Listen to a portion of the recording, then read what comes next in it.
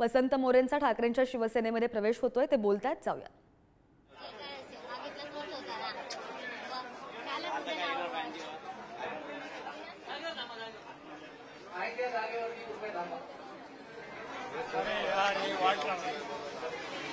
येऊन देऊ नको, यांना येऊन देऊ नका.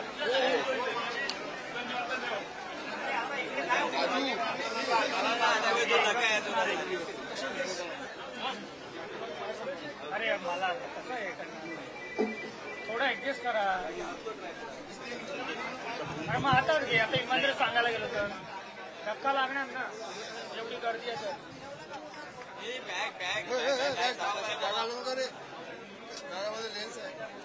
अरे भाऊ मित्रा उभा राहू नको.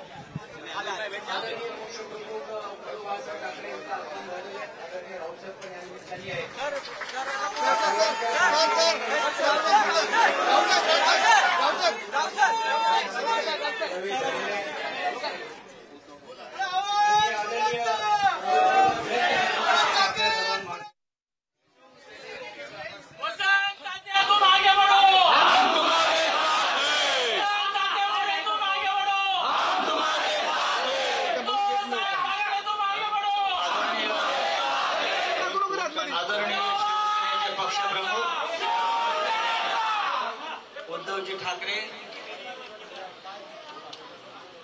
पुण्याचे संपर्क प्रमुख सचिन भाऊ आहे, आदित्य शिरोडकर, पुण्यातले सर्व शिवसेनेचे पदाधिकारी आणि ज्यांच्या स्वागतासाठी आपण इथे उपस्थित आहोत असे वसंत तात्या मोरे. खूप दिवसांनी भरपूर पाऊस सुद्धा झाला आणि वसंतही फुललाय.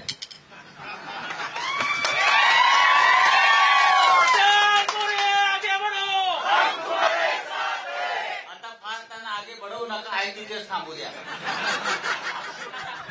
खूप पुढे झाले आहेत ते, खूपच पुढे आलेले आहेत आणि मातोश्रीपर्यंत पोहोचलेले आहेत.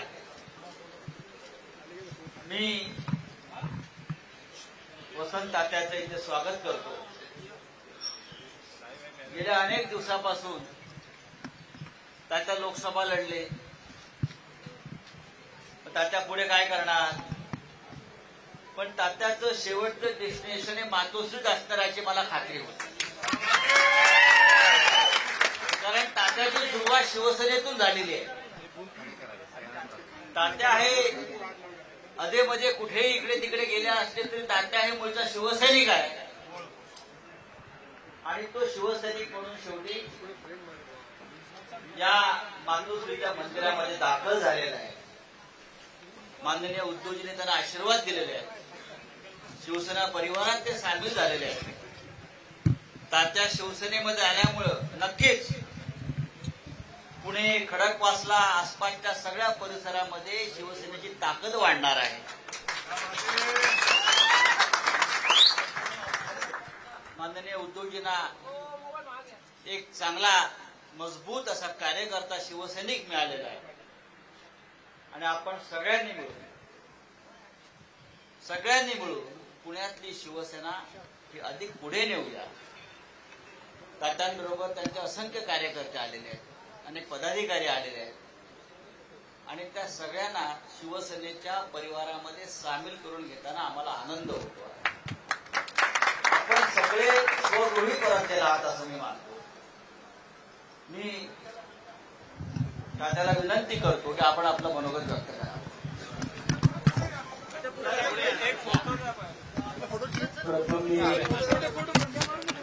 फोटो घेऊ दे.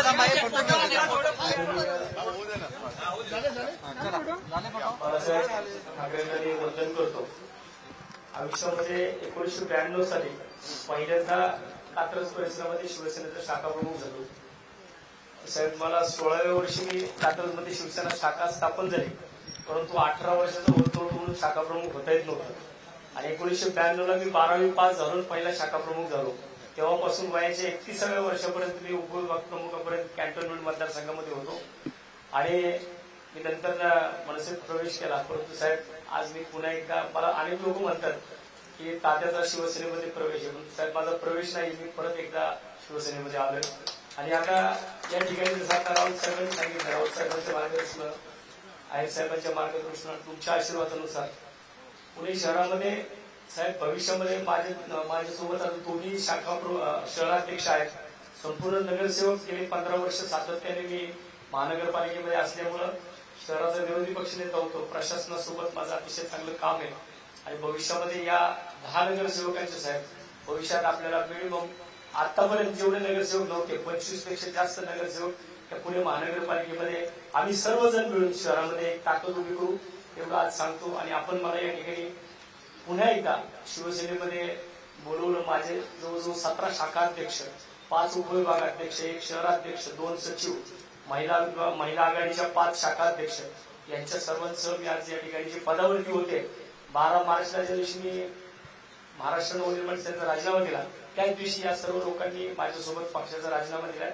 आणि आज आम्ही सर्वजण परत एकदा स्वगृही परतलोय.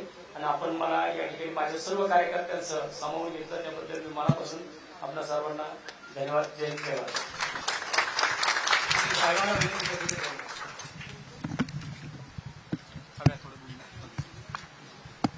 तुम्ही सर्व पहिले शिवसैनिक म्हटल्यानंतर सुरुवात काय करू बोलायला? वसंतराव, तुम्ही आणि तुमचे सहकारी म्हणून शिवसैनिक म्हणजे आपल्या स्वगृही परतलेल्या सर्व शिवसैनिक बांधवांना आणि भगिनी. जसं संजय राऊत म्हणाले तसं आम्ही सगळेजण बघत होतो की आता लोकसभेच्या निवडणुकीच्या आधी वसंतराव करतायत काय करायचं हा ज्याचा त्याचा वैयक्तिक प्रश्न असतो. आणि एका गोष्टीचं मला नक्कीच मी म्हणेन समाधान आहे की तुम्ही पहिले शिवसैनिक होतात. मधल्या काळामध्ये मी असं अगदी काही लगेच म्हणणार नाही की तुम्ही दिशा चुकला होता, पण शिवसेनेच्या बाहेर सुद्धा पक्षात काय वागणूक मिळते, काय सन्मान मिळतो का याचा अनुभव घेतला. आणि तो अनुभव घेऊन तुम्ही आता अधिक परिपक्व होऊन स्वगृही परतलेला आहात. त्याच्यामुळे आज तुमचं महत्व आणि तुमचं काम आणि तुमची जबाबदारी फार मोठी आहे.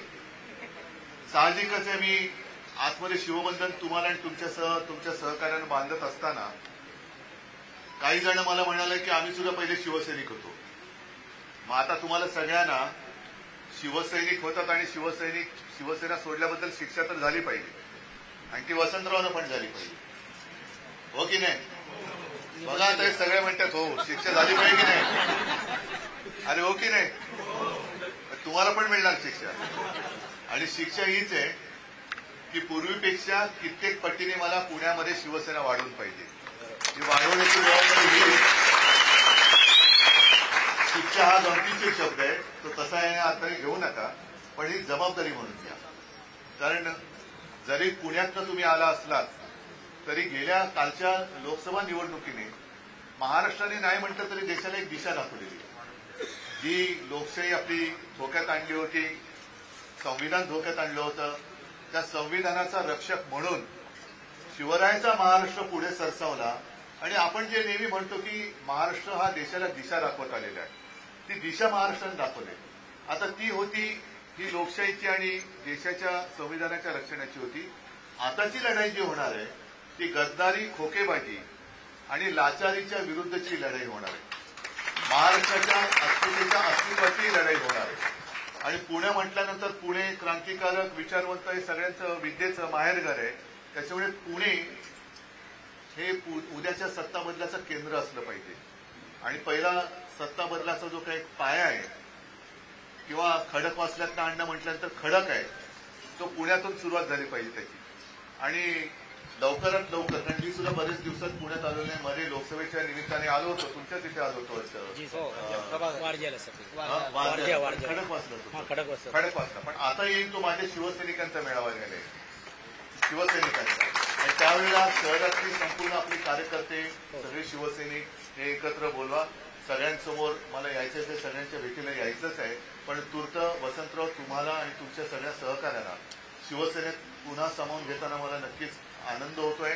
आणि तुमच्या माध्यमातून शिवसेना ही आणखी कित्येक पावलं पुण्यामध्ये पुढे जाईल आणि तो जो एक काळ होता पुण्यात एका काळी आपले शिवसेनेचे 5 आमदार होते 5 आमदार होते आपले शिवसेनेचे तो काळ पुन्हा आणायचा आहे मला पुन्हा पूर्णपणे शिवसेना आणि भगवामय करायचा आहे आणि तो भगवा तुम्ही सगळे मिळून तिकडे फडकाल मी खात्री बाळगतो शुभेच्छा देतो जय हिंद जय महाराष्ट्र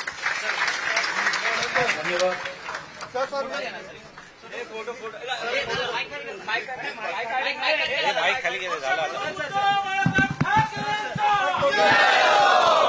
जय महाराष्ट्र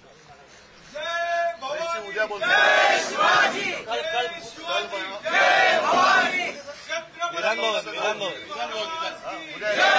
आज आता उद्या आज